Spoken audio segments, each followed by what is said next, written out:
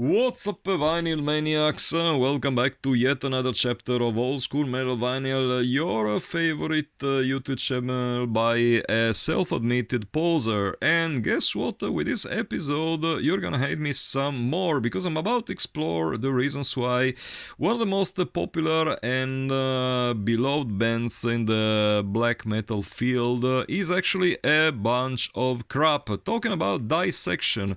Now, I was not satisfied with losing about 100 followers thanks to my previous brilliant episode of how much Mortuary Drape sucks, which I advise you to check out. So I decided to come up with something even more controversial, and I decided to discuss why this band, which is considered by many people as one of the holy grails, one of the untouchable names in black metal, actually sucks in my opinion.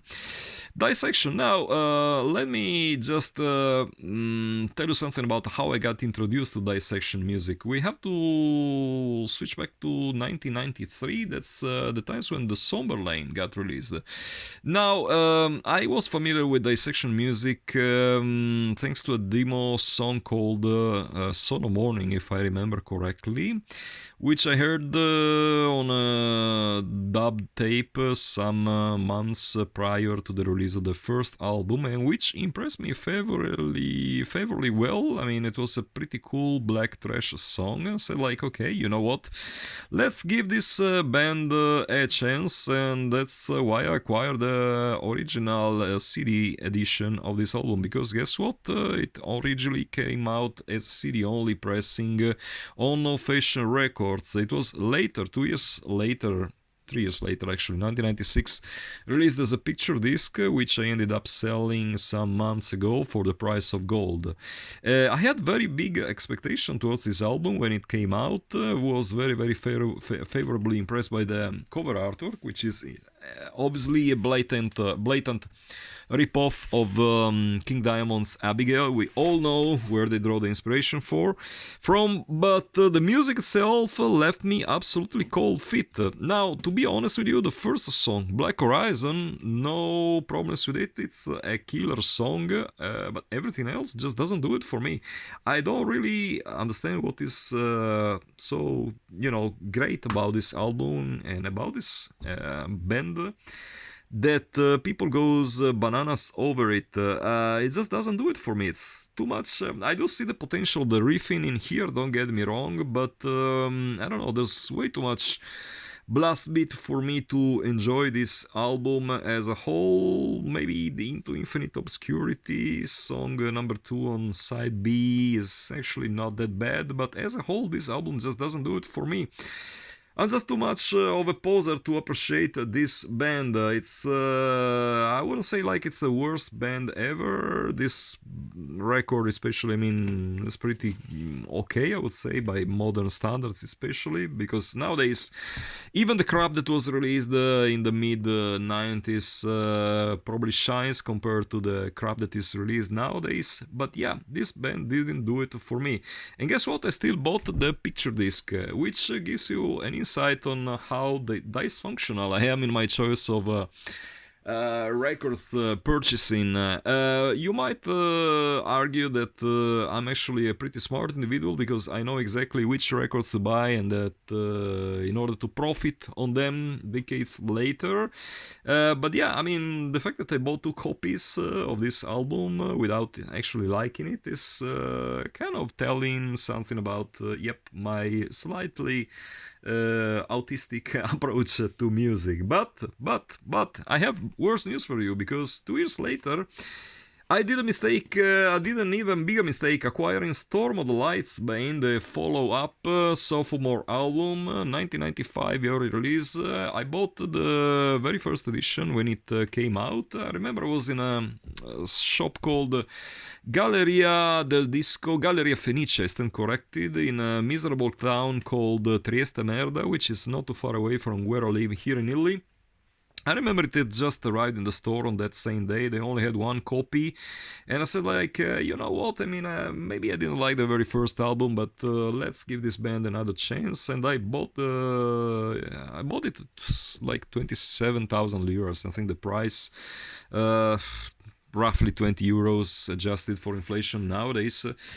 Went back home, played it, and once again I just didn't like it. I mean, just like with the Somberlain, the first song, Night's Blood, no problems with it, totally crushing song, props to them for releasing such a great song, but everything else absolutely sucks. And yes, guess what, this album, in my humble opinion, absolutely sucks. Now, don't get me started on how much I hate this damn Where Dead Angels Lie song. I really don't understand how can people love that one song. To me, it's one of the worst songs ever written in this whole black/death metal field.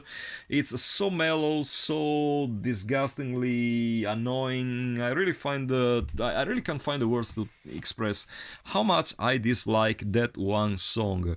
The reason why people tend to like this album so much probably goes back to the fact that a lot of you guys following this chapter, I suppose you are like in your late 30s, early 40s, and as such I believe the Storm of the Lights Bane was one of your gateway albums in the mid 90s. Total respect for that, but this album, in my humble opinion, absolutely sucks. Once again, great cover artwork, the riffing is cool, too many blast beats for my personal taste. I kind of appreciate Thorns of Crimson Death, but everything else just doesn't do it for me on this record. Also, the fact that there are only 6 actual songs, because there's an intro and there's an outro, is kind of pissing me off. This is basically a mini LP sold for the price of a full-length album, and I have no respect for that.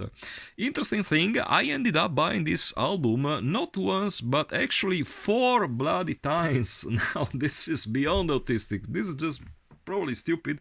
I guess I'm a stupid person. Probably not, because I ended up selling each and every copy for quite a bit of money. Unfortunately, not quite as much as I could have probably got if I waited a few more years, because my first copy, the one that I just mentioned sold for like 300 euros some 20 years ago. And then what happened was I managed to acquire a second copy of the original pressing, and that one also went for like 300 euro on eBay this time, I believe. But I should have stuck to it, because nowadays one copy of the original sells for like more than 1,000 euros.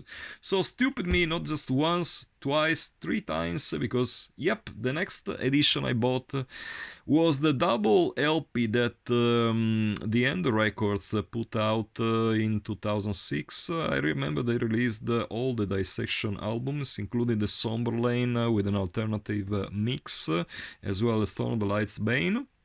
And this is actually the 4th copy I'm buying, and I sold it a few days ago. It's the reissue that came out, I believe, in 2011, something like that. I really don't remember when I bought it and why I bought it. Why do I buy records that I don't like? Just to profit on them a few decades later and be a rich motherfucker. This is an absolutely mint copy, so the guy who will get it, I'm gonna put it in the post tomorrow, is gonna be happy, I guess. It's a perfect copy.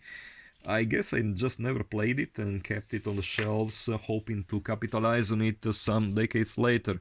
Bottom line, musically speaking, the first 2 Dissection albums absolutely suck, and that's a statement. No other opinions allowed. No, I'm just joking. Feel free to flame me down in the comments, feel free to roast me, feel free to come up with all your comments concerning these 2 albums that are widely considered masterpieces. So obviously it's me who's wrong in here, but that's my honest opinion. This is what this channel is all about. I'm just expressing my honest thoughts about metal albums, and some metal albums just don't do it for me. But you will be surprised to know, or maybe not, since I'm a big poser, that I tend to think Reinkaos is instead a masterpiece. This is one of the best metal albums ever released. In my humble opinion, it may as well be the very best metal album released since 2000.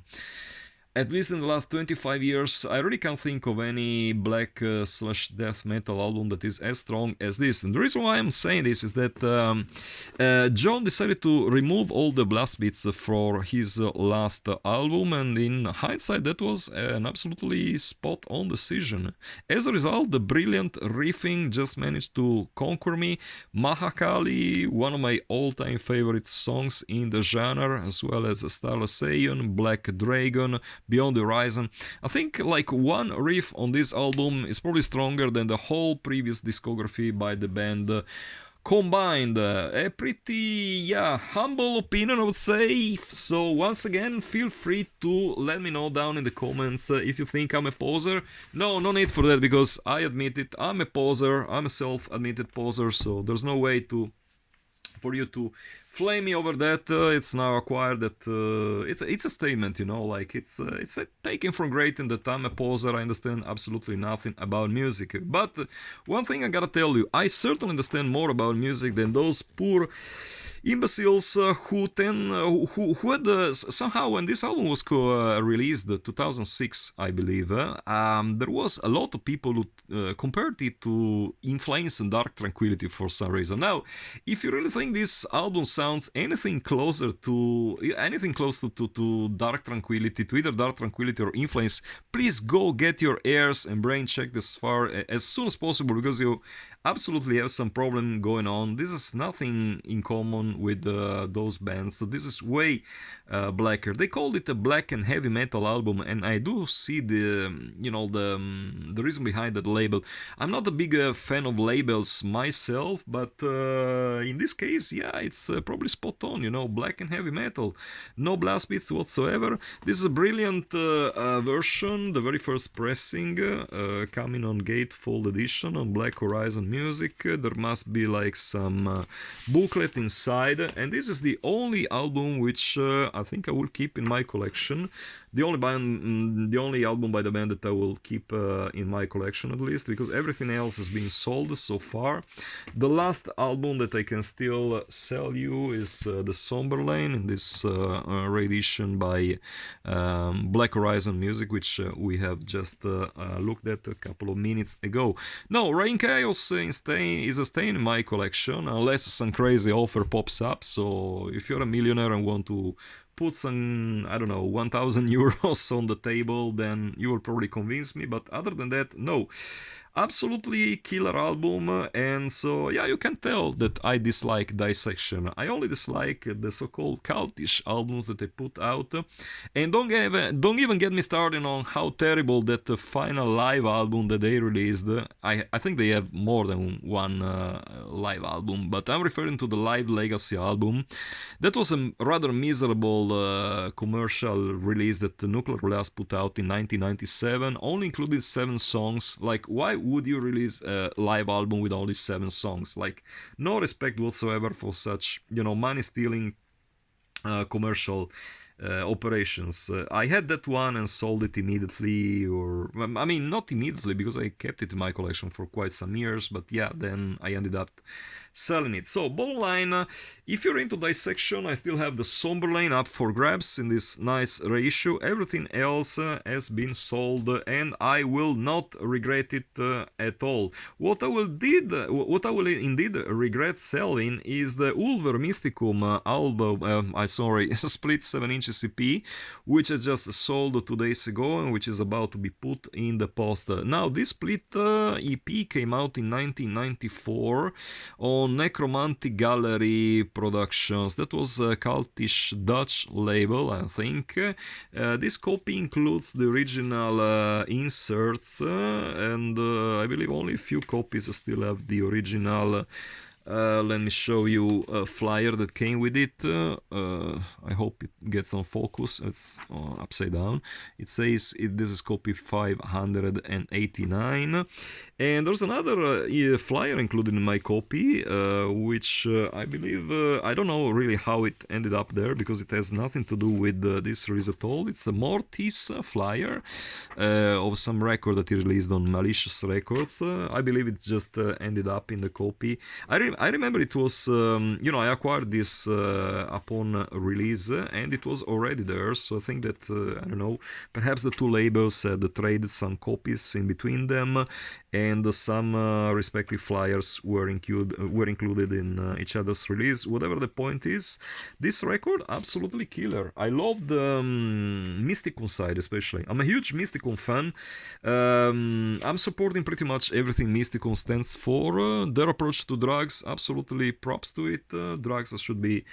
I mean, I'd rather not share my views on drugs now that I think of it, because otherwise YouTube will probably nuke my channel. But yes, musically speaking, the Mysticum side, brilliant. Totally brilliant song. Not such a big fan of the Ulver side. Never been the biggest Ulver fanboy on earth. But the Mysticum side is something that I will indeed miss. I will spend the few remaining years of my life, the last 20 years of my life probably, commiserating myself for selling this masterpiece, or maybe not so much, because I got quite a huge amount of money for it, and as usual, all the records in my collection, minus small circle of rarities that I'm planning on holding on to, are for sale. So yeah, I close every episode reminding you that if you're looking for any specific record in the black metal field, feel free to get in touch with me, because I need to get rid of my whole black metal vinyl collection. Can't stand this subgenre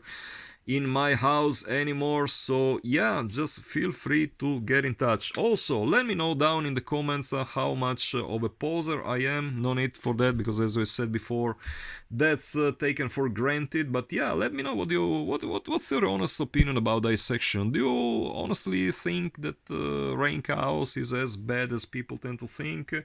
Do you think the Somberlain and Storm of the Light's Bane are this, immortal masterpiece that most people tend to consider them? I mean, feel free to let me know. Feel free to open your mind. Uncle Old School Metal Vinyl is here for you to listen to all the very polite opinions, and I'm sure that quite a lot of you will at this point unfollow this channel. If so, feel free to do so. I couldn't give a flying fuck about it. This is all about me stating my own opinions about the music that I bought, and as such, till the next time, keep it loud and heavy, and be sure this is not gonna be the last controversial opinion you'll hear from me. Bye guys!